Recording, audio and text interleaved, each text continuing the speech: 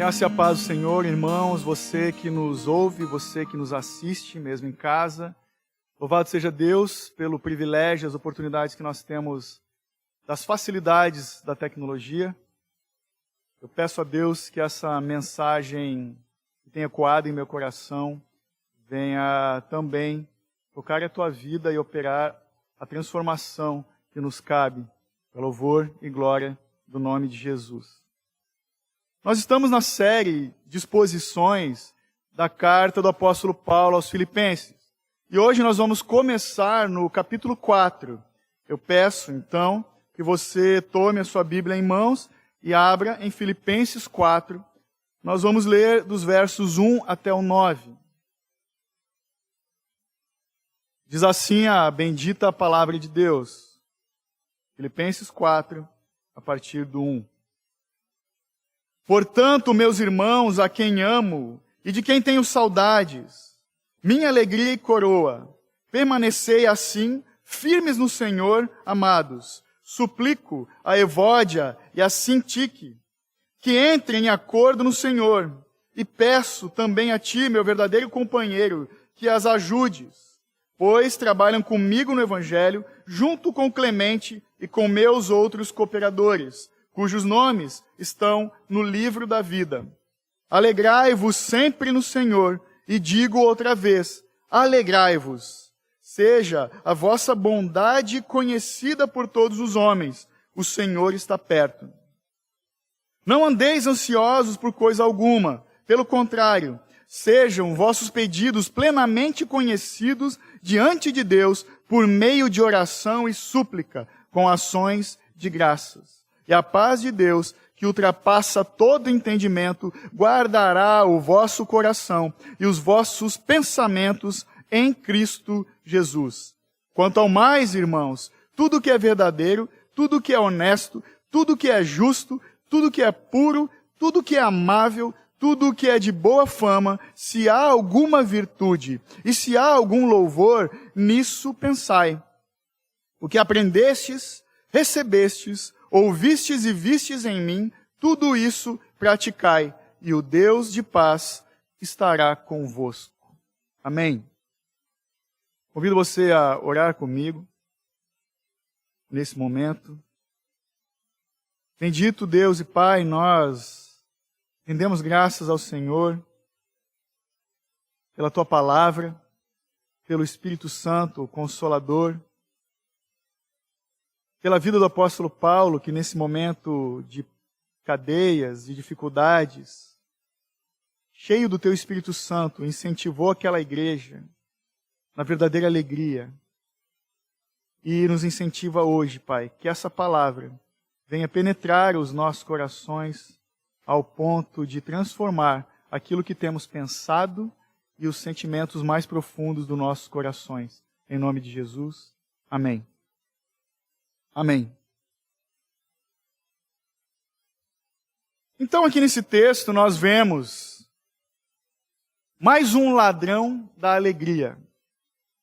Paulo nos mostra que as preocupações dessa vida podem ser algo que roubam a nossa alegria. As preocupações que afetam tanto o nosso jeito de pensar, como também os nossos sentimentos. São as preocupações que causam pensamentos indevidos ou preocupar a nossa mente e também sentimentos inadequados que permeiam muitas vezes os nossos corações.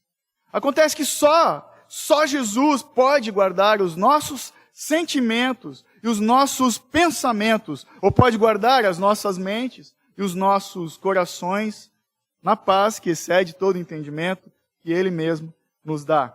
Somente em Jesus nós temos condições de dominar as preocupações dessa vida. Estudos recentes apontam que de todas as preocupações que nós temos, apenas 8% delas são de fonte legítima. Então, não devemos nos preocupar em demasia. O próprio Jesus falou em Mateus 6:34, não vos inquieteis, pois, pelo dia de amanhã, porque o dia de amanhã trará suas próprias preocupações. Basta cada dia o seu mal. Paulo, então, continua nessa exortação em tom de alegria para aquela igreja, para aqueles irmãos e para nós hoje aqui também. Como ele diz ali no verso 4, que você já leu comigo, alegrai-vos sempre no Senhor, e digo outra vez, alegrai-vos. Esse era o tom em que ele escreveu essa parte da carta para aqueles irmãos. E nós aprendemos, então, já de início, que somente uma mente firmada em Cristo Jesus vai nos ajudar a combater as preocupações dessa vida. Ou seja, as preocupações que são os ladrões, ou o ladrão, melhor dizendo, que tenta roubar a nossa alegria. No final, então, da carta de Filipenses, nós vemos que a verdadeira alegria vem de Deus, e não de qualquer outro lugar. Essa alegria se completa nas nossas vidas por meio de 3 suprimentos que o Senhor nos dá.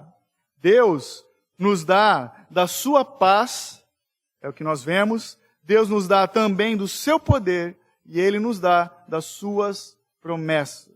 Hoje nós vamos falar especificamente da paz que o Senhor nos concede, a partir desses versos que você leu comigo, do 1 até o 9.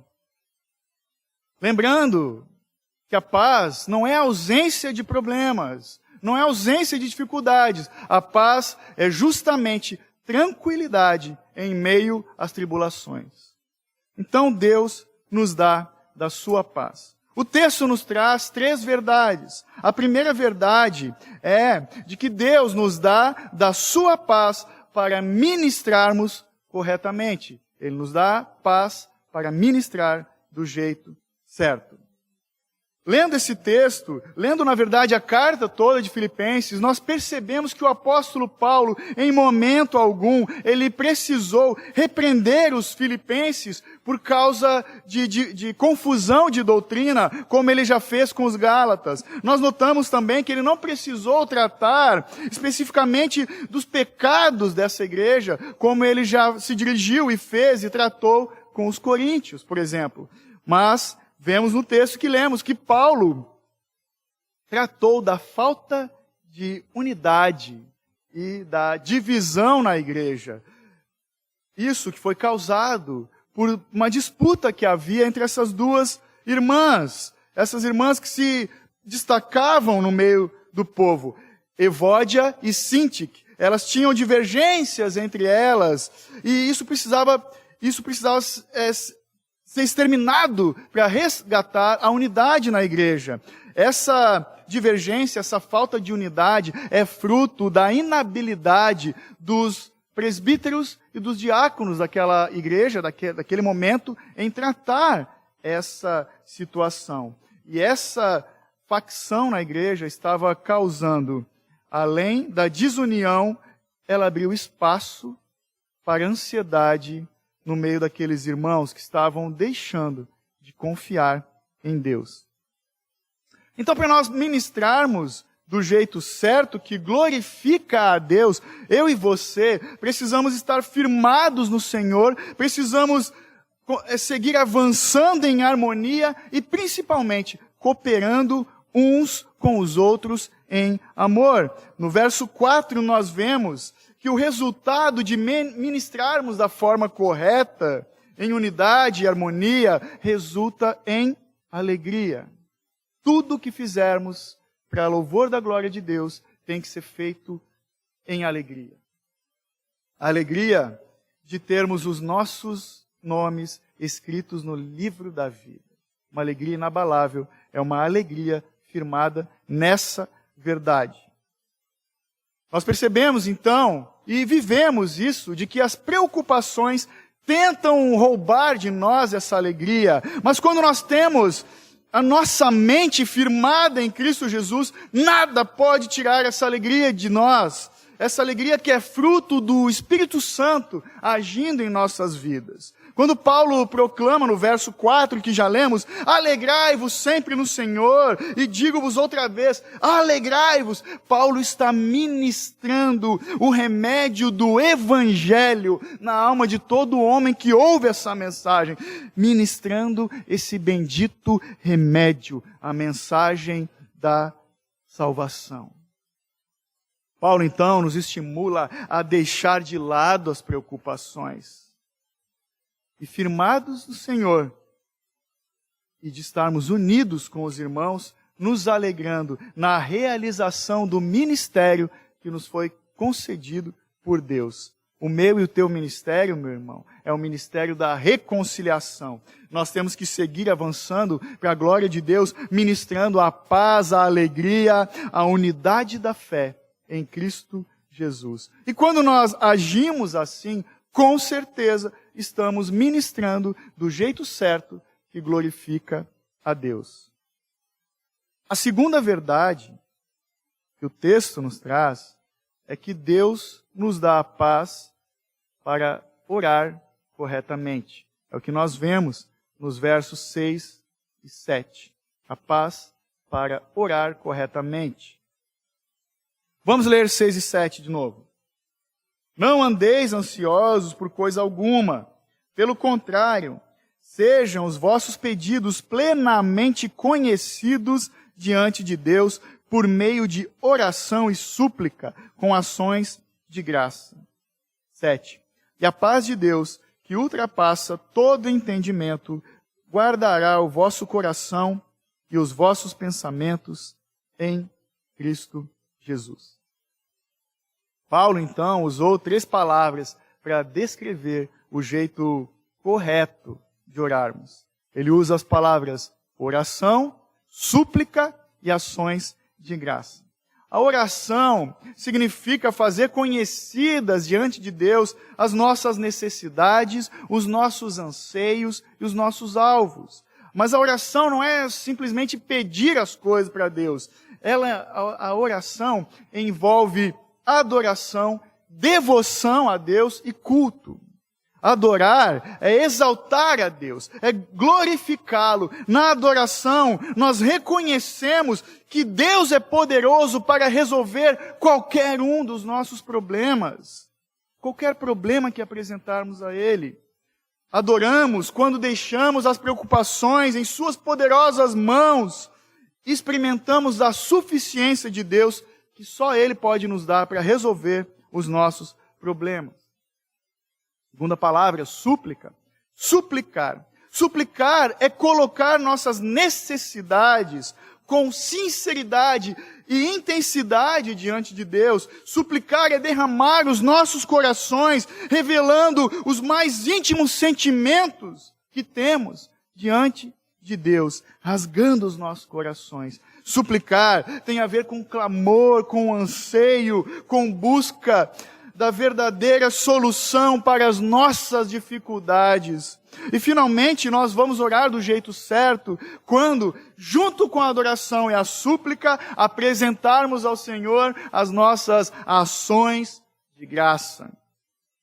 A oração deve incluir as orações de graça, as ações de graça em primeiro lugar, principalmente pelo privilégio que nós temos de nos achegarmos a Deus em oração. Nós nunca podemos esquecer de agradecer o fato de que Jesus rasgou o véu que nos separava de Deus e a partir disso nós temos livre acesso ao trono de Deus para chegarmos diante dele em oração, em súplica, com ações de graça, dependendo do Senhor, colocando todas as nossas necessidades aos pés de Cristo, sabendo que Ele é o nosso bom provedor em todo o tempo. Quando eu e você agradecemos pelas circunstâncias que nos cercam, porque o próprio apóstolo Paulo nos ensina em tudo dar graças, quando nós agradecemos pelas circunstâncias, pelas dificuldades que passamos, nós estamos submetendo à vontade de Deus, nos submetendo à vontade de Deus, dizendo que nós confiamos nele e não em nós. Confiamos no Senhor acima de tudo, acima de toda e qualquer circunstância, acima dos nossos recursos. Admitimos que nada somos e que Ele tudo é para nós e que Ele sempre tem o melhor para nós. Mesmo quando nós não entendemos o agir de Deus. Um bom exemplo de quem orava a Deus da forma correta é o exemplo de Daniel.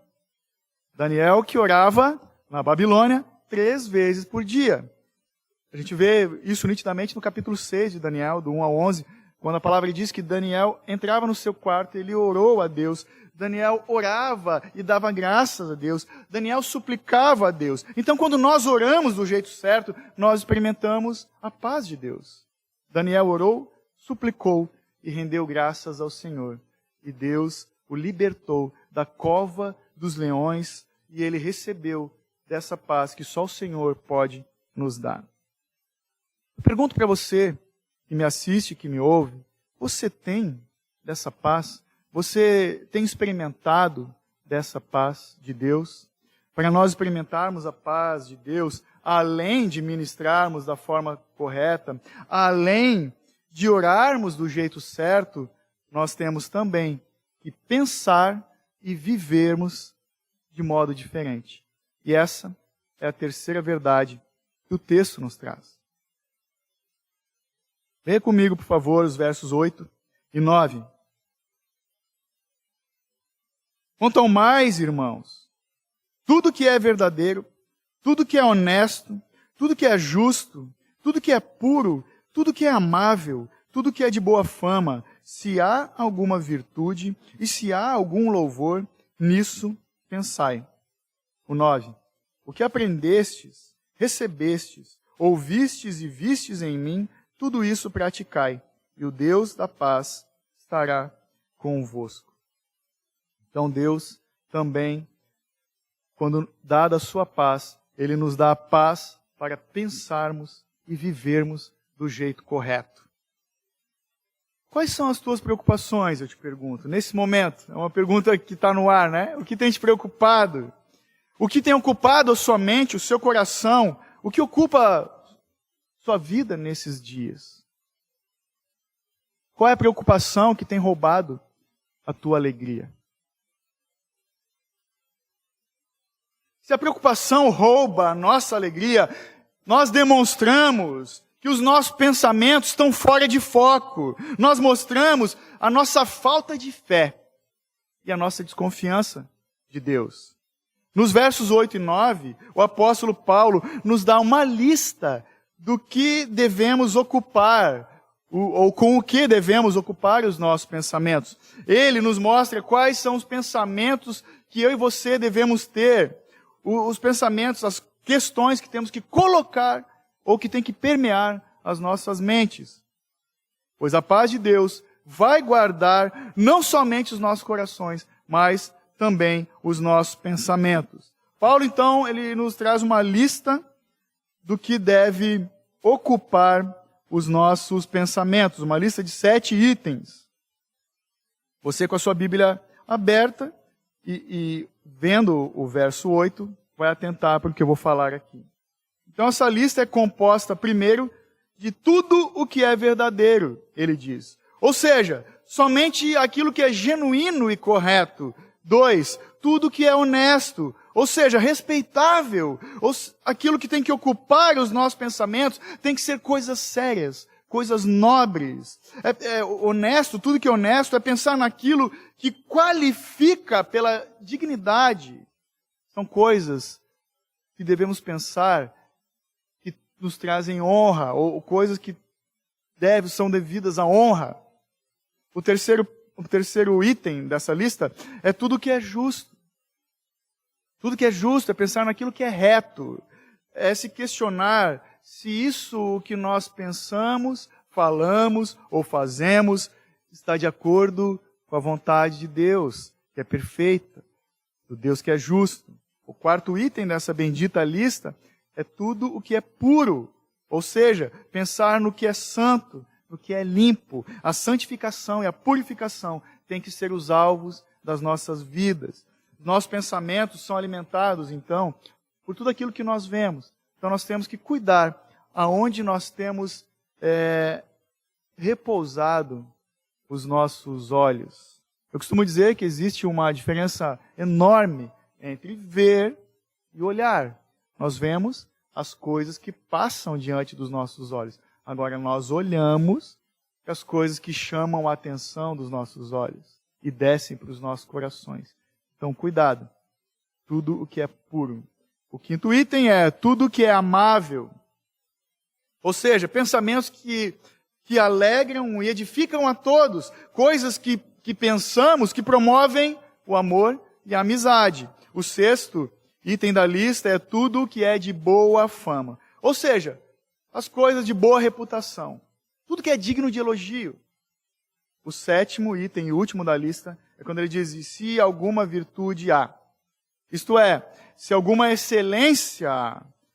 Por exemplo, a beleza de um lugar, ou uma paisagem, ou ainda a coragem de um soldado.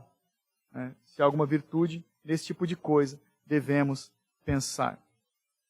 Então Paulo acrescenta que a nossa mente tem que estar repleta de coisas ou pensamentos que glorificam a Deus, que sejam dignos de louvor, de gratidão e de reconhecimento da bondade de Deus. É assim que são nessas coisas que temos que pensar. E como consequência de ter esses pensamentos voltados para louvor da glória de Deus, nós vamos experimentar da alegria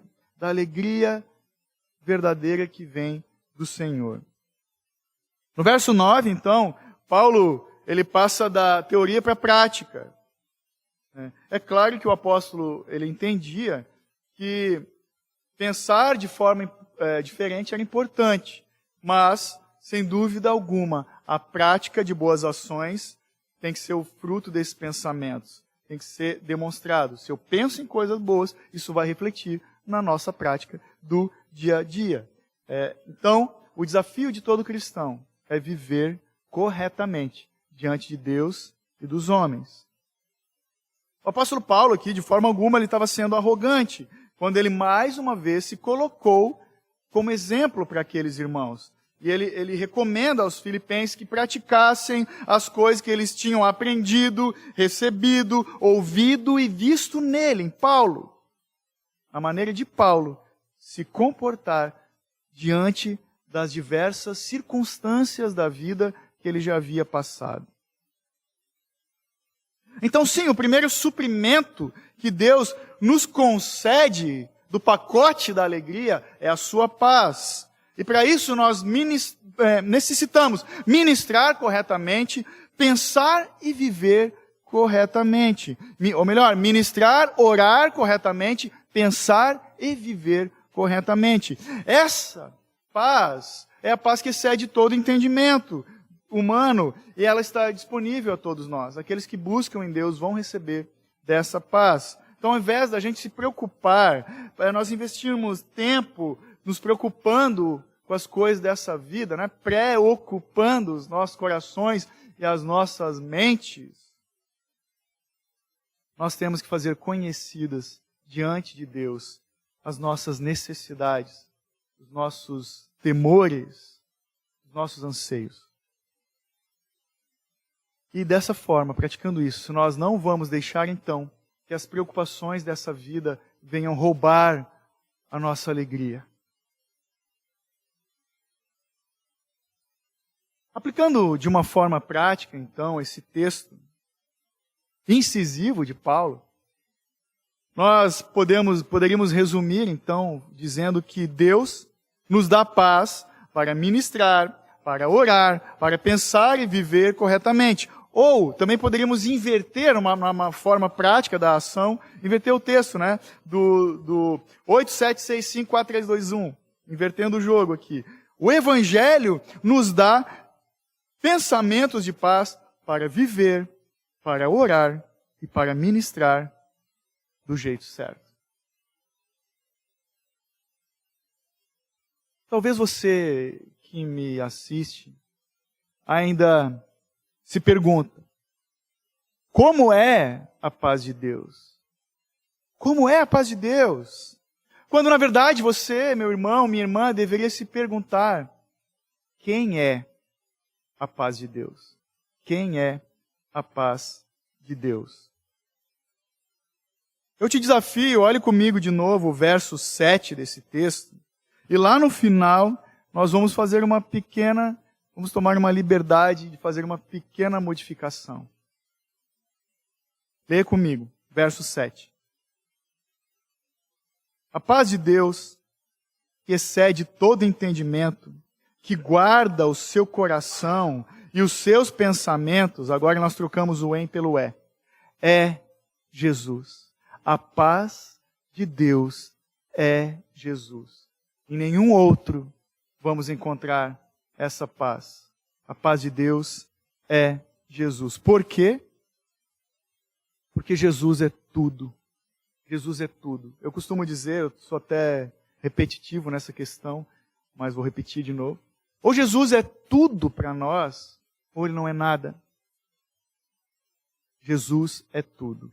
E agora nesse exercício, mesmo exercício, eu proponho que você leia o verso 8 comigo.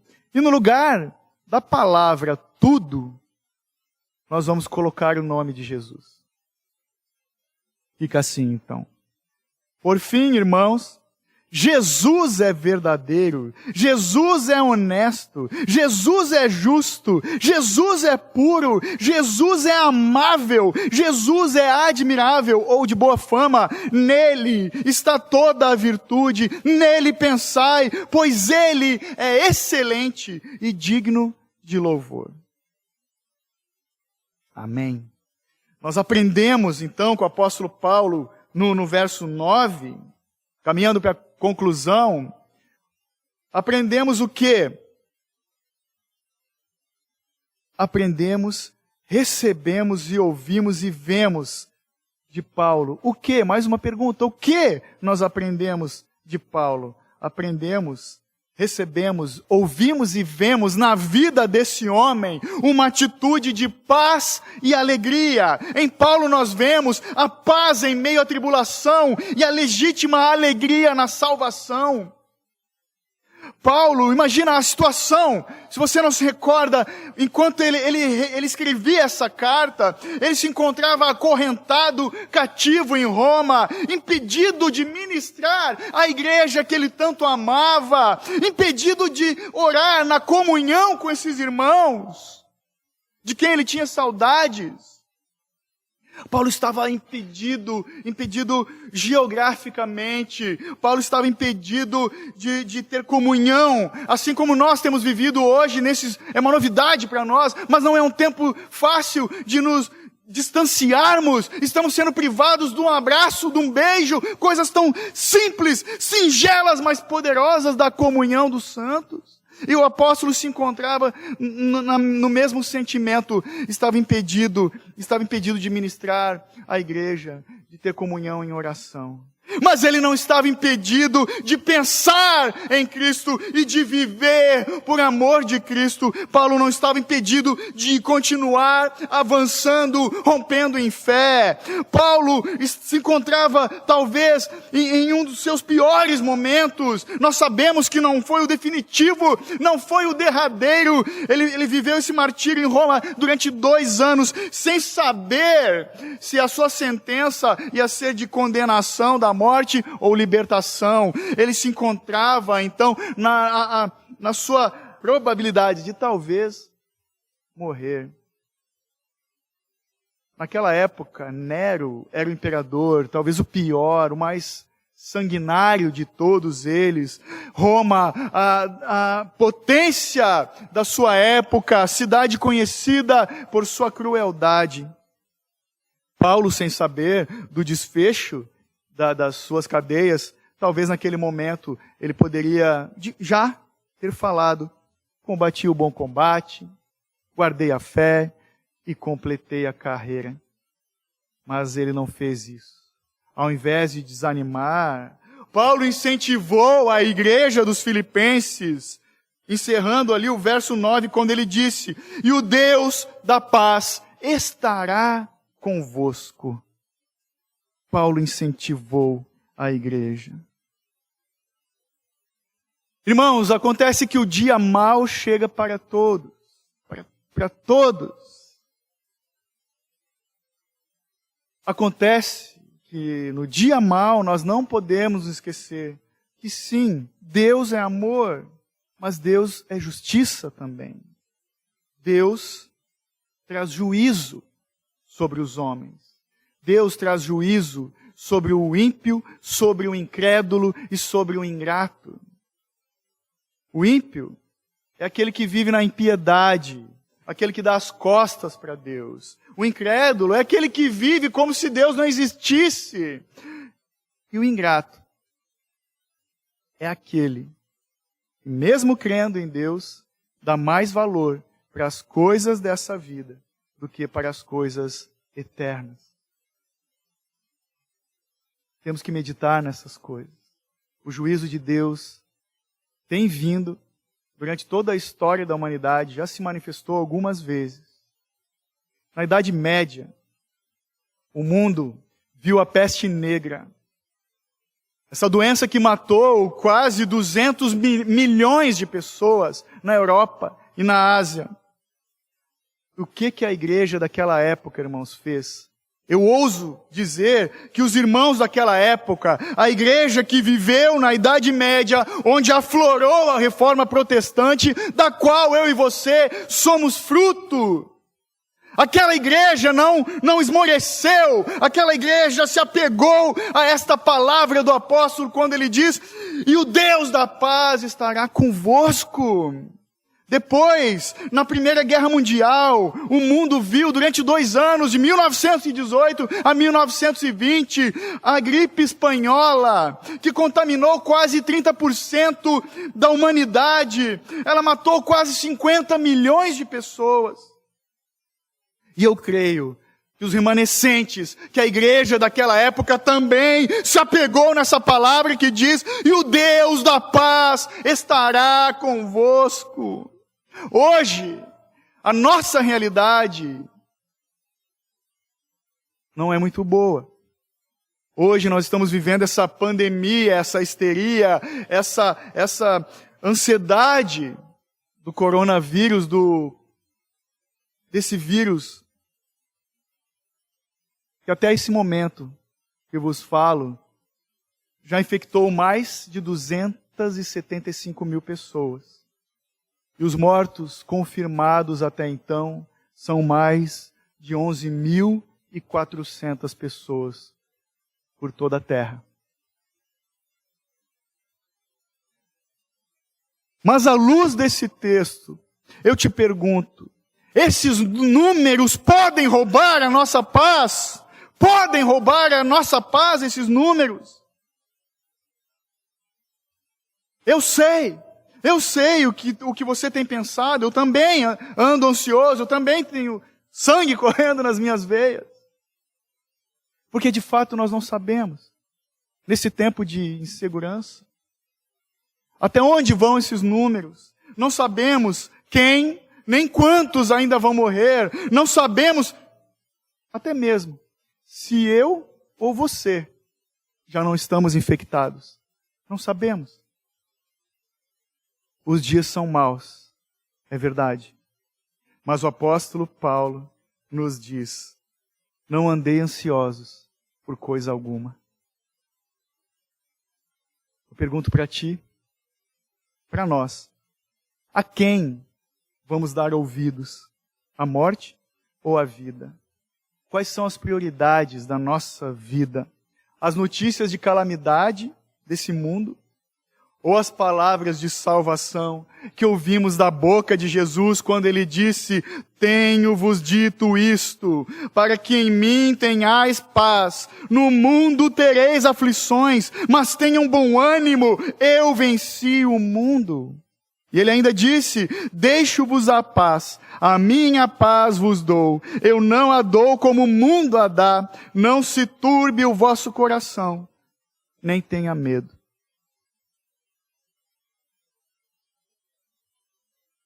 É tempo de abandonar a religiosidade. É tempo de deixar de ser crente de domingo, que só vai na igreja aos domingos. Precisamos nos reinventar. É tempo de sermos igreja de verdade. A nossa devoção diária nas nossas casas é o que vai nos fortalecer na fé. No nosso culto familiar, no nosso devocional diário, nas nossas orações, súplicas e ações de graças diante de Deus. É chegado o tempo de pensarmos mais em Cristo Jesus. É tempo de orarmos e suplicarmos pela misericórdia do Senhor. É tempo, meu irmão, de nós encorajarmos uns aos outros, dizendo: e o Deus da paz está conosco. Amém. Eu peço que você, nesse momento, feche seus olhos e ore comigo. Mesmo à distância, mas em unidade.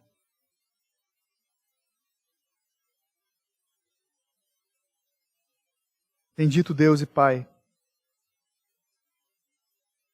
a Ti rendemos graças, pois somente ao Senhor é devido todo louvor, toda glória, toda honra, e as nossas vidas prostradas aos Teus pés.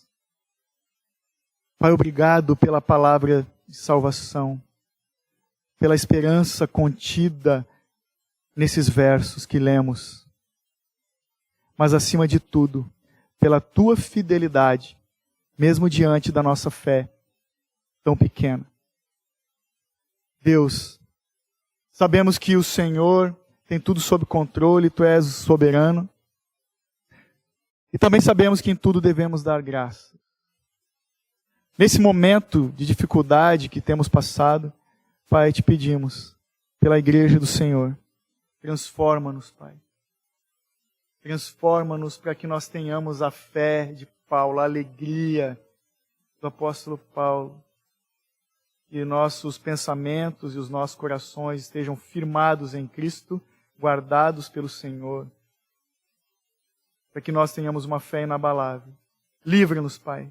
Livra a Tua igreja deste mal, nós te pedimos, Pai. Livra as nossas casas deste mal. Cuida dos idosos, Pai, das nossas famílias que conhecemos. Das crianças que têm sua imunidade baixa, Pai, de todo aquele que tem fragilidade na saúde, Deus. Tem misericórdia, Pai, da igreja do Senhor que se reúne nesta nação. Tem misericórdia do Brasil, ó Pai amado. Dá sabedoria para os governantes, as entidades de saúde, Pai, para administrarem essa situação, Pai, com graça e com sabedoria. Dá-nos, Senhor, os recursos necessários. E que no final, Pai, essa mensagem de medo, de ansiedade, venha baixar, venha calar, venha ser um sussurro tão pequeno diante da palavra da cruz, que todos possam ouvir o Deus que se fez homem, que morreu pelos nossos pecados, que completou a boa obra, e que até mesmo os surdos possam ouvir a voz do Cristo que disse: está consumado. Em nome de Jesus. Amém.